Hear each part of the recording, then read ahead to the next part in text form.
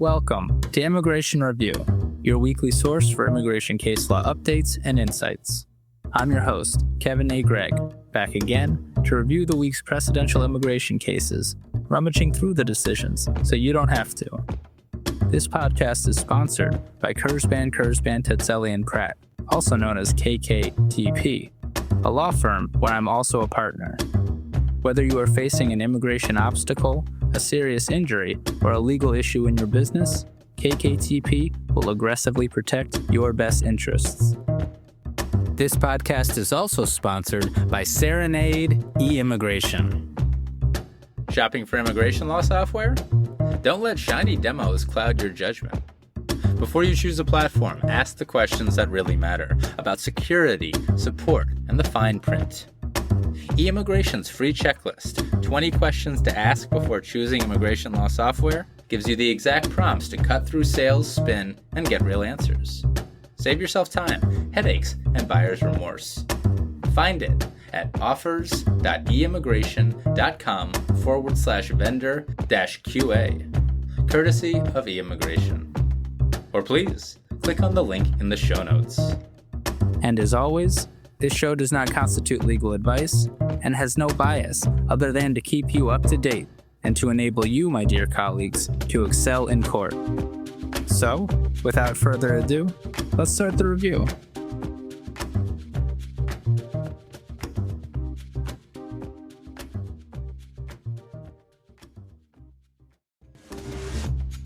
My friends. Among various newses this week, USCIS made public the changes to the naturalization civics educational requirements, adding more questions and making the English language requirement more onerous. N400 naturalization adjudication, never for the faint of heart, is getting more difficult, folks.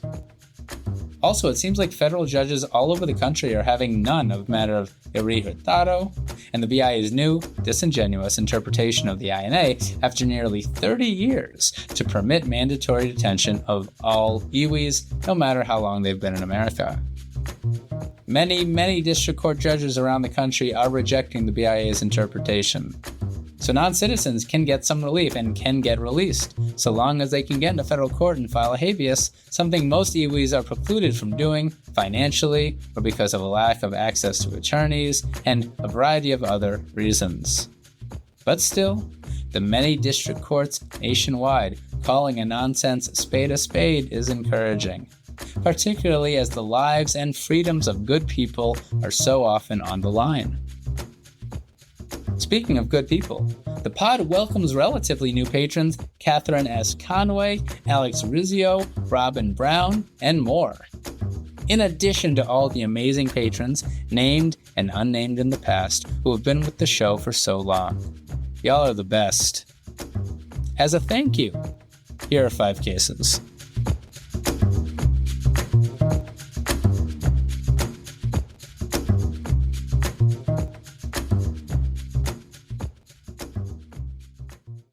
Greetings. First up, United States v. Tooley, published by the 6th Circuit on October 23rd, 2025.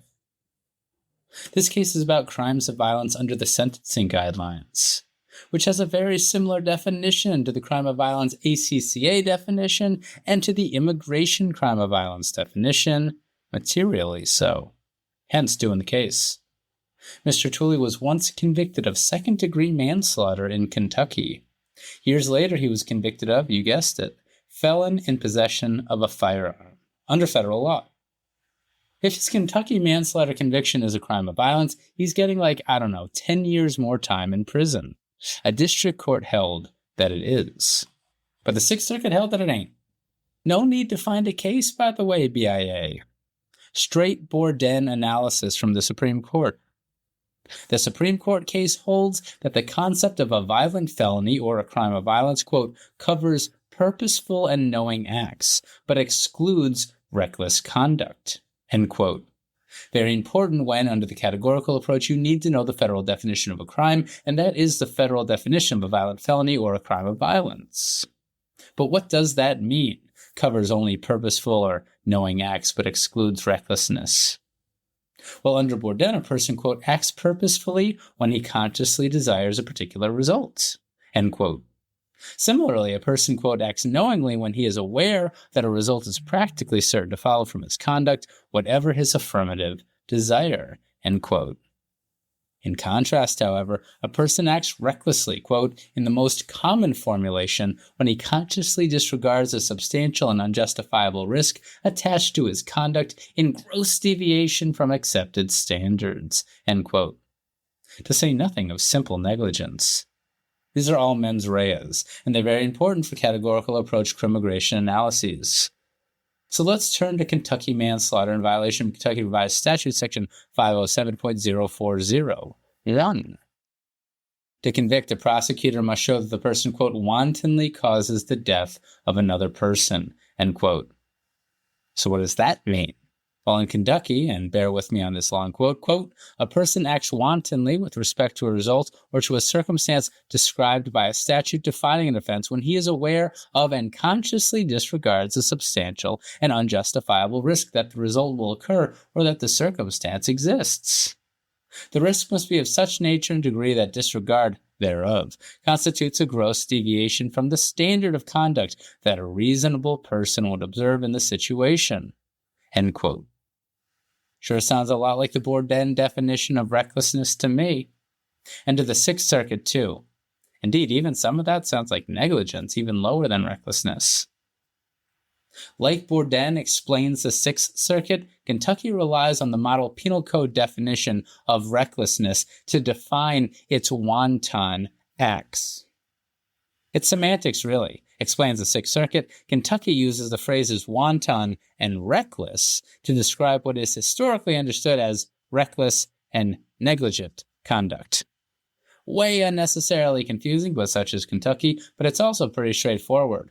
Wanton conduct in Kentucky equates to recklessness and precludes a crime of violence finding under Borden. I wonder what other states permit convictions with a mens rea of wantonly that's similar to Kentucky's definition. That the crime here literally involves the loss of life is not the dispositive issue. The reckless conduct, explains the Sixth Circuit, is simply to the indifference to human life.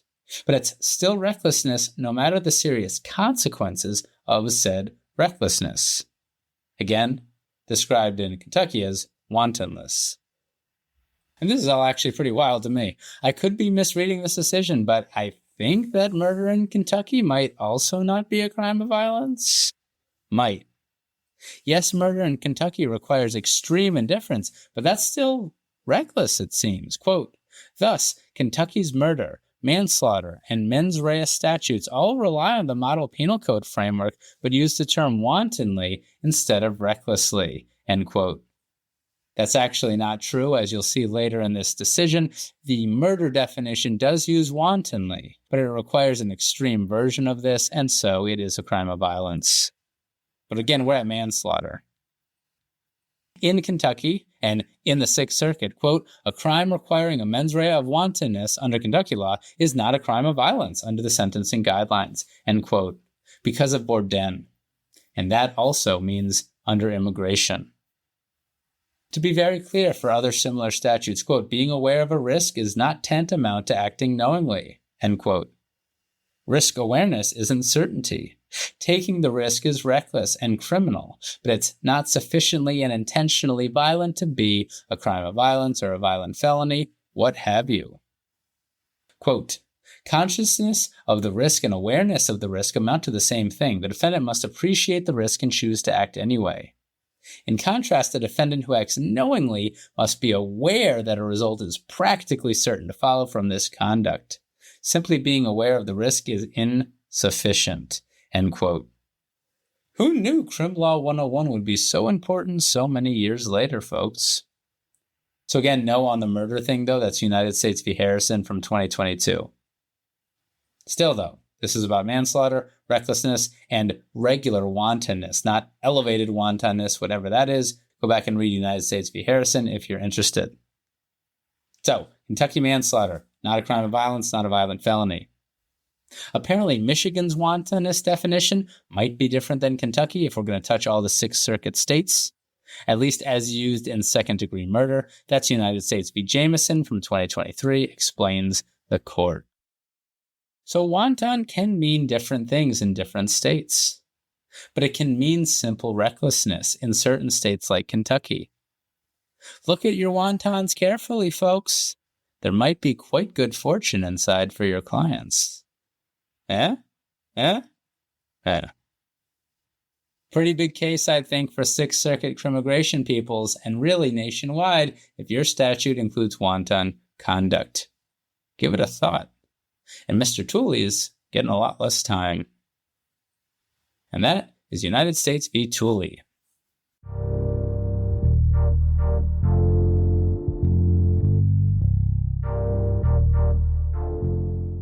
Moving on to Matter of Negusie, published by the Attorney General. Pretty sure it's Negusie, not Negusie, but I don't know. We're going to go with Negusie.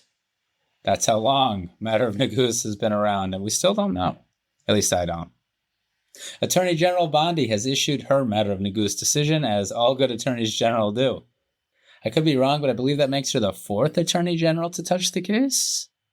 It's about the persecutor bar to asylum and other things. Attorney General Garland did not take up the opportunity to issue a new decision in this matter, despite vacating Attorney General Barr's decision and referring the matter to himself literally to make a decision, which he did not make. Nor did he promulgate the regulations on the persecutor bar as promised. This despite a Supreme Court remand for the Attorney General to do just this, provide guidance on the persecutor bar, specifically, quote, to determine whether coercion or duress is relevant in determining whether the persecutor bar applies, end quote. Attorney General Garland had 4 years. He did not do anything, and so, stepping into the void, Attorney General Bondi has had no hesitation. As she did with matter of LEA II and matter of AB, she simply came in and said that Attorney General Barr's Matter of Negusie decision from 2020 is good law again. So short, sweet, extremely consequential, and completely avoidable. Attorney General Barr's Negusie was episode 28 if you'd like to go back and listen. It was a very long and very dense decision, if I recall, and I shan't do it again. If I recall, however, the takeaway was there is no duress or involuntariness exception to the persecutor bar to asylum and other things subject to the persecutor bar, the bar that applies when asylum seekers have persecuted others in the past. In so doing, Attorney General Barr overturned the BIA, which had previously recognized, God forbid, a duress exception to the persecutor bar. The BIA had said that we won't necessarily exclude asylum seekers who, for example, are forced to do terrible things with a gun to their head. Attorney General Barr disagreed with that and said no, everybody's excluded, and Attorney General Bondi has now reinstated Attorney General Barr's no duress exception rule. Quote, in light of Attorney General Garland's decision not to address the matter further after directing the board to refer the matter to him for review, I have determined there is no further need for me to retain authority over this case, end quote. She seamlessly reinstated Attorney General Barr's 2020 decision. Quote, if evidence in the record indicates the persecutor bar may apply, the applicant bears the burden of proving by a preponderance of the evidence that it does not, end quote. And claiming that the persecution occurred because of duress or coercion is now, again, absolutely prohibited and not entertainable by an immigration judge. I don't know what to say, guys. One political party just cares a lot more about immigration law than does the other, and the side that cares seems to have only the harshest and most non-citizen adverse and sometimes cruel views of the I&A. And that is Attorney General Bondi's Matter of Negusie.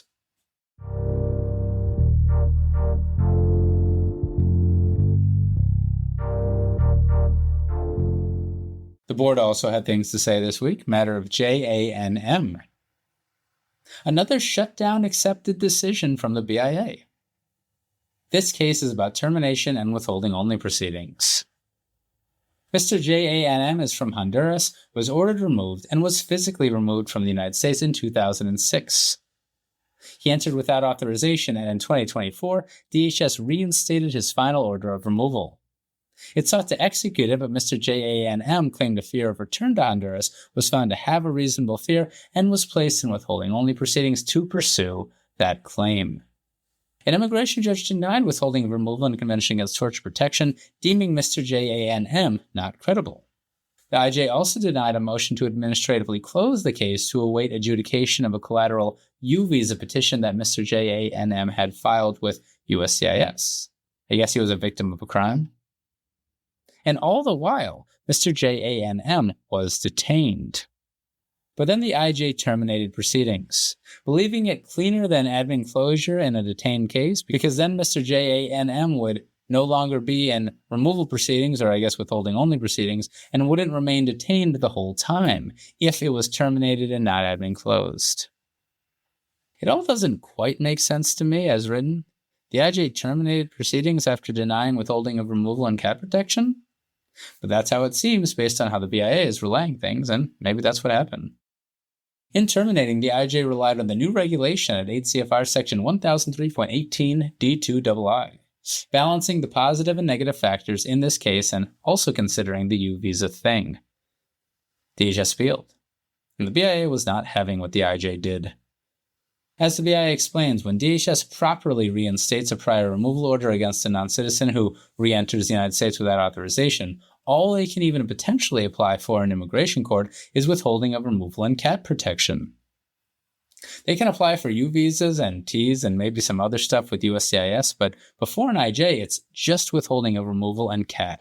And that's only if they passed a reasonable fear interview, which Mr. J.A.N.M. did. So Mr. J.A.N.M. can't apply for discretionary relief, like asylum, cancellation, that sort of thing. But as the BIA states often in this decision, what about discretionary termination of proceedings? To me, at least, the BIA does use this term, discretionary termination, throughout the decision for maybe the first time in BIA history, and likely intentionally. They're trying to distinguish types of termination from mandatory termination by regulation and other types of termination as discretionary, thereby providing a nice semantic analog to discretionary relief, it would seem, which everyone knows an IJ can't grant in withholding-only proceedings. Hence, trying to massage the mind to then also be against discretionary termination. To me, anyway. I don't know. Maybe they're not doing that. Legally speaking, the BIA relies on another part of the new termination regulation that says, quote, nothing in paragraphs D2I and II of this section authorizes immigration judges to terminate a case where prohibited by another regulatory provision, end quote. Makes sense. If a regulation flat out and explicitly prevents termination, then the new regulation doesn't trump that old regulation or statute. To the BIA, the regulation that prevents termination in this circumstance is 8 CFR section 1208.2 C3I. That regulation bars an IJ, quote, from considering any relief, including termination, other than withholding and deferral of removal, end quote. Now, of course, if that's what the regulation says, that's pretty on point. Literally prevents termination of proceedings like this. But I just went back and looked at the regulation, and that seems pretty too good to be true. And it is. That's not what the regulation says. The regulation does not expressly mention termination as something that an IJ can't do. It does preclude IJs from considering discretionary relief and things like that and waivers during withholding-only proceedings. But termination is not immigration relief, BIA. I know you know that. So I would have thought that a little more analysis explaining why a seemingly relief-based regulation governs the termination inquiry in the withholding-only context. A little more connecting of the dots. The BIA does not provide much more. It simply relies on that relief-focused regulation without further explanation and states that now Mr. J.A.N.M., quote, should be removed pursuant to the previously reinstated removal order, end quote. I will give the BIA this, though. In a footnote, the BIA states, quote, the applicant's choice to pursue termination of his withholding-only proceedings could be viewed as withdrawing his application for withholding of removal and cat protection, as he has a final order of removal and was placed in withholding-only proceedings at his request to pursue fear-based claims, end quote. And that is a pickle. I'll give the BIA that. Ultimately moot, though, I guess, because they say that IJs don't have the authority to terminate anyway. And that is matter of J.A.N.M.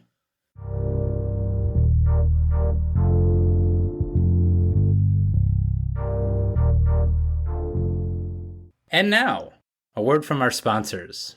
Good morning, Law Office of Aaron Gomez. Trevor speaking. How may I help you? Hello. I came across your info on Google. Do you by any chance handle 601 waiver cases? My deadline's coming up just like a few weeks away, and I'm having trouble to get it done. Can you help me? I'm really sorry, ma'am. At the moment, we're at full capacity. We're not taking any new cases on right now. No way.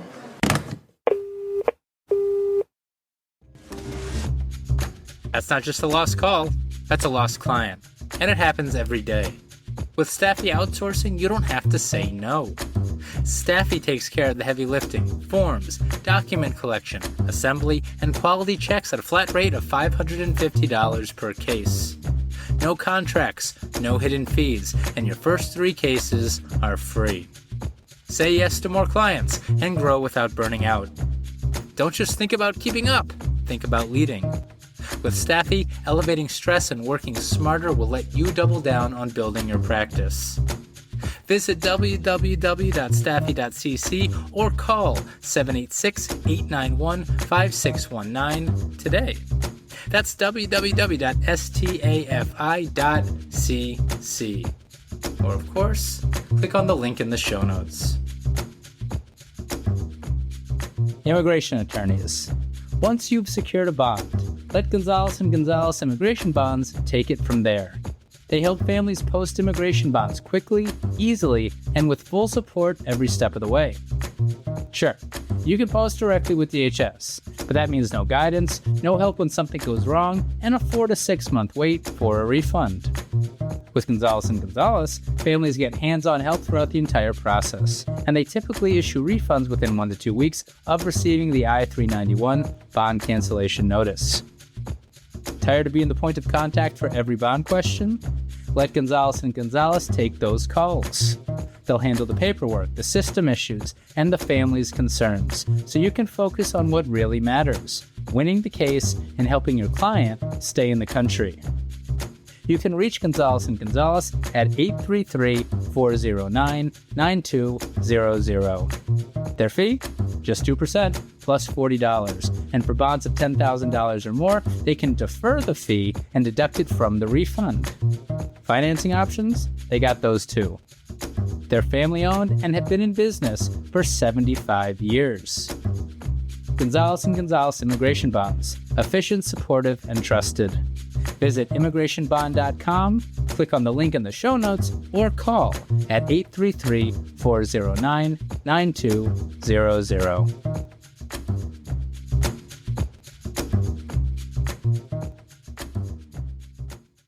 Welcome back. And we have Rojas-Espinoza et al. V. Bondi, published by the Ninth Circuit on October 24th, 2025. This is quite the unique one. Late Friday evening, a yet-to-be-revealed panel of the Ninth Circuit denied a motion to stay the removal of this asylum-seeking family from Peru. Precedentially, a stay decision. For everybody besides President Trump when he appears before the Supreme Court, federal courts only stay lower court or final agency decisions pending federal review if the movement satisfies the Supreme Court's Nken factors. One of those factors is the likelihood of success on the merits when the case is ultimately decided. Again, we're always just in the preliminary stay of execution of the lower court or agency order phase. Here, that means the family needs to show that it's likely that they'll win their petition for review and show that the agency improperly denied their asylum claim. The claim largely regards Ms. Rojas-Espinoza's fear and experiences connected to her brother who appears to have had issues with a union in Peru. Scary stuff, but also as relayed by the Ninth Circuit here in this stay decision, which doesn't really get into the meat of the claim, it's not entirely clear who threatened and attacked Ms. Rojas-Espinoza or why. To me, at least. For the immigration judge's part, the denial was on nexus. Regular criminal gang-oriented crime stuff and activity, not on account of a particular social group or something like that. Cat denied too, and the BIA affirmed. The family petitioned for review, and in the same document, the petition for review itself moved for a stay of removal pending petition for review. end quote, pursuant to this court's General Order 6.4c1. The filing of this motion automatically resulted in a temporary administrative stay pending resolution of that motion, end quote. The rules permit a supplemental detailed stay motion afterwards that goes through the Nken factors, but the Ninth Circuit explains here that the family did not submit something like that. Nor did the family reply to Oil's official opposition to their stay request filed way back in February of 2025. That automatic stay, however, has effectively kept the family here for almost a year. No longer, explains the yet-to-be-named panel of the Ninth Circuit. Apparently, the Ninth Circuit rules would have permitted the official stay request and opposition to be sent to a panel, a different panel, a motions panel, but that didn't happen in this case. It's all before the merits panel that will soon rule on the petition for review in chief. And given this decision here by what's going to be that merits panel, well, this family's in trouble. First, on the stay stuff, the panel goes through some law. Obviously, the Supreme Court's Nken case, but also explains the panel, the old pre-IRIRA automatic stay provisions by law was based in part on the fact that the physical removal would moot a petition for review. You used to get a stay automatically before IRIRA. That's no longer the case post-IRIRA, explains the court. Physical removal doesn't moot a pending petition for review. So that's good for non-citizens, but also it undermines another Nken-required showing that absent a stay, the movant, here the non-citizen, will likely suffer irreparable harm. The panel also seems quite annoyed from the get-go, as it appears counsel for the family relied on the old pre-IRIRA statute in their papers to argue that a stay is automatic, something the panel states is, quote, patently frivolous, end quote. That hasn't been the law in nearly 30 years, apparently. Other frivolous arguments were made too, according to the court. And because they didn't really brief the matter and appear to have simply mentioned a request for a stay in their petition for review itself, which again is allowed but then should probably be supplemented, the petitioners here haven't even come close to establishing a likelihood of success on the merits, explains the court. It appears that the relevant language used was an assertion that their appeal, quote, will raise substantial and novel issues of law as to whether the BIA applied the law correctly to this case, end quote. Not great. Nor is irreparable harm meaningfully discussed or why the equities in this case should balance in the favor of the family. Without an irreparable harm showing, you can't get a stay in the Ninth Circuit or really anywhere, I'd think. This panel is not pleased and is using lots of adjectives to make a point. Quote, the largely threadbare nature of petitioner's stay motion is all the more inexcusable because this court's general orders expressly allow aliens seeking a stay pending judicial review to file a supplemental motion for stay of removal, end quote. Intentionally using alien instead of non-citizen, it seems, and of course, the non-citizens here didn't make that filing a reply to the government, which isn't a great move. That said, by the time the panel is deciding this, the merits have been fully briefed, which, if persuasive, should have all the elements necessary for the Ninth Circuit to determine whether the Nken factors have been met. Kind of collapses the stay analysis and the merits all into one analysis, right? The panel is not persuaded. Seems like they're not overly impressed with the briefing on the petition for review in chief, although they footnote that the merits haven't been decided yet. But also explains the court there's more to Nken. Gotta talk about whether the public interest weighs in favor of staying the removal of non-citizens. The family hasn't argued that here because, again, they didn't really brief the Nken factors at all. There's always a public interest in the prompt removal of non-citizens, explains this panel. The panel is making quite clear that they're not happy and believe that the non-citizens here, or maybe their attorney, are trying to game the system and delay their removal through de facto auto stays. It appears the panel doesn't like how the Ninth Circuit's administrative stay rules operate very much. Explains the court, administrative stays are supposed to be short. They're not talking about the full stay that this panel is now denying. They're talking about the Ninth Circuit's automatic stay that here resulted in an over 10-month stay in practice. Picking a bit of a fight with the Ninth Circuit's clerk's office, it seems, and maybe even the chief judge herself of the Ninth Circuit. Quote, it is manifestly unlawful to allow a temporary administrative stay to be continued for such an undue length of time after an opposed stay motion has been fully briefed, much less to do so without any case-specific judicial involvement." End quote. And so, explains the three-judge panel, quote, "Once the opposed stay motion in this case was fully briefed, it should have been presented by the clerk's office to the next available motions panel. And going forward, that is the practice that must be followed in disposing of fully briefed opposed stay motions." End quote. Can a panel so order the internal operations of a circuit? I wonder. This might get interesting going forward, guys. Or not. And of course, here the panel denied the family's motion for a stay, and it's not looking good for them on the merits. And that is Rojas-Espinoza et al. V. Bondi.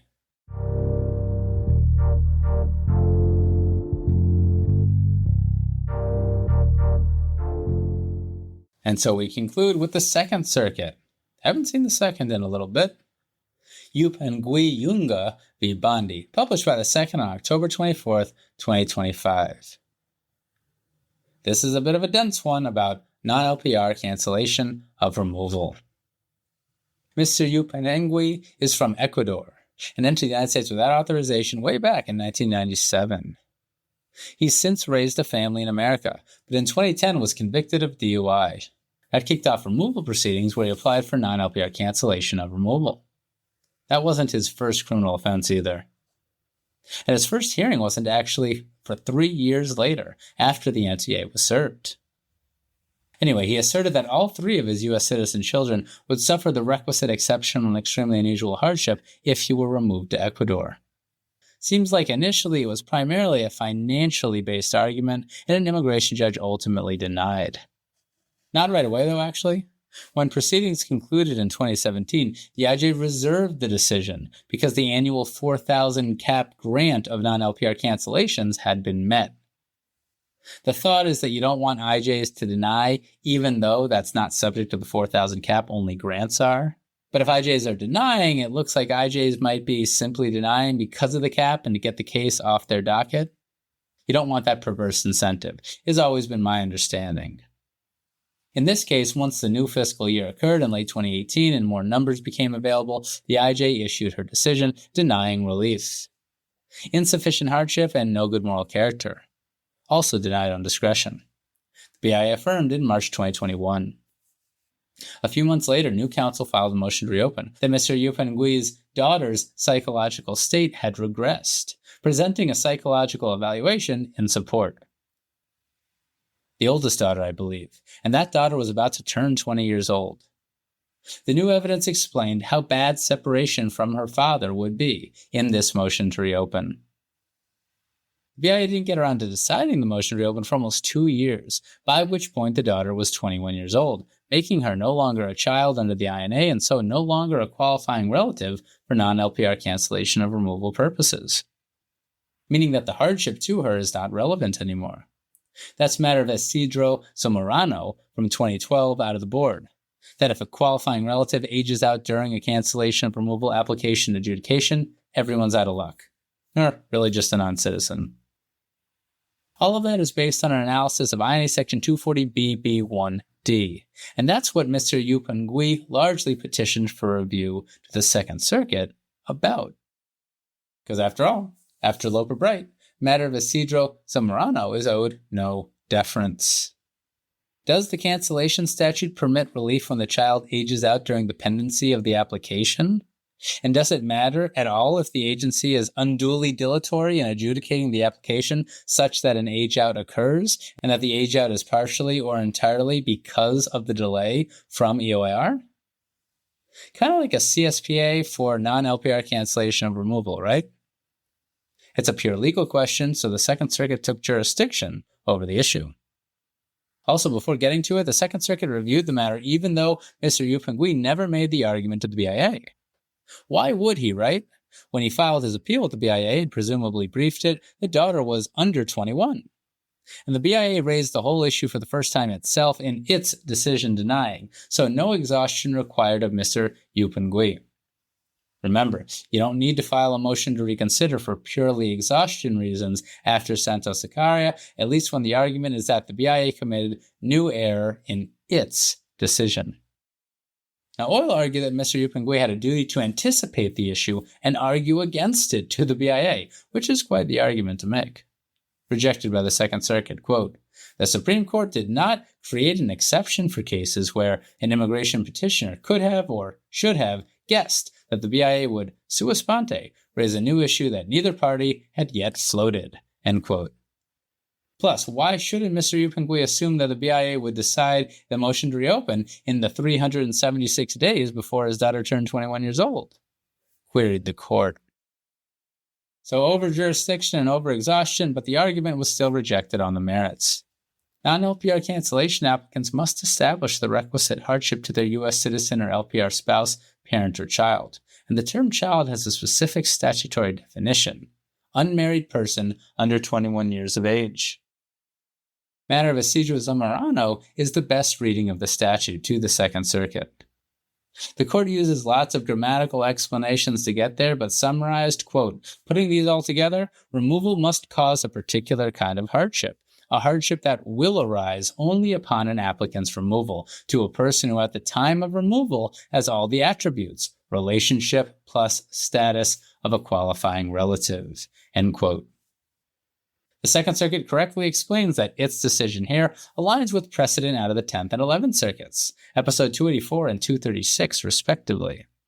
The Ninth Circuit 9 years ago, but based on Chevron deference, so I guess the Second Circuit isn't so sure about what to do with that, relegating the Ninth Circuit's decision to a Chevron-induced footnote. How embarrassing. The present tense determination cuts both ways, explains the Second Circuit, quoting the 11th from last year. Quote, "Babies will be born, couples will marry, and immigration judges may, in fact must, consider hardship to these newly qualifying relatives," end quote. So that's the good for non-citizens, and this decision here is kind of the bad. Nor does the court seem to care whether the agency engaged in undue delay here. The statute means what it means, explains the court, and aged-out qualifying relatives do not count.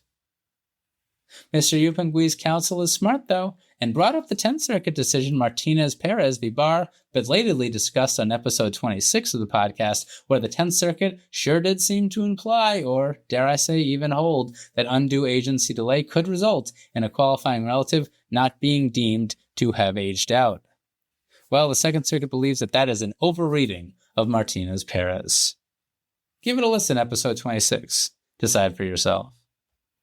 And after all reasons the court, again relying on the 11th Circuit, if non-LPR cancellation is really designed to protect the child family member from the hardship, then the concerns are mooted once the child is no longer a child.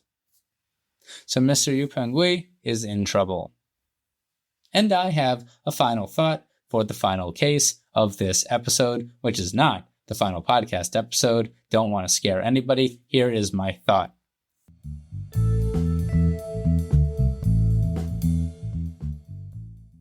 So this holding here makes more sense to me in the motion to reopen context that is currently being adjudicated. But what happens if the non-citizen obtains non-LPR cancellation of removal, but then DHS files a direct appeal of that, and the BIA takes 4 years to decide the appeal, as they sometimes do, and the qualifying relative ages out? Is the non-citizen then precluded from non-LPR cancellation of removal? That would kind of give DHS a de facto veto of non-LPR cancellation of removal grants in many cases, no? A hypothetical undiscussed by the Second Circuit, but it does give me pause. That can't be right. We'll wait for the case to come out. And that is Yupangui-Yunga v. Bondi.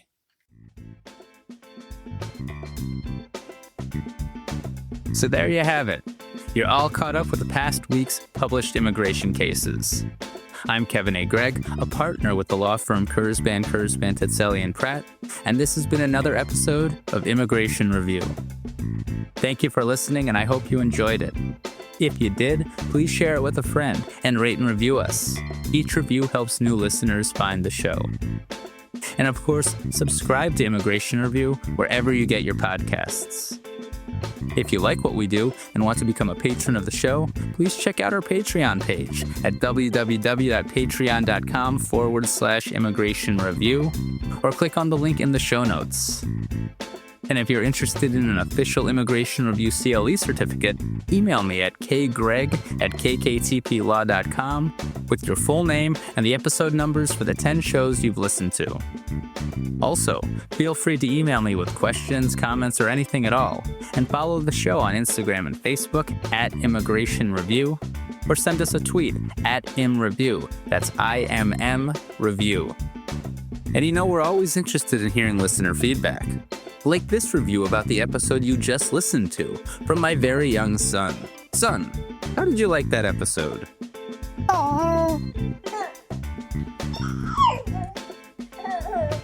Indeed. If you, like my son, enjoyed what you just heard, again, please give the Patreon page some love, feel free to review the pod, reach out to me with your own kind sounds, or do anything else nice that your heart desires. I'll be back next week for a brand new discussion. Until then, I'm Kevin A. Gregg, bringing you the Immigration Review.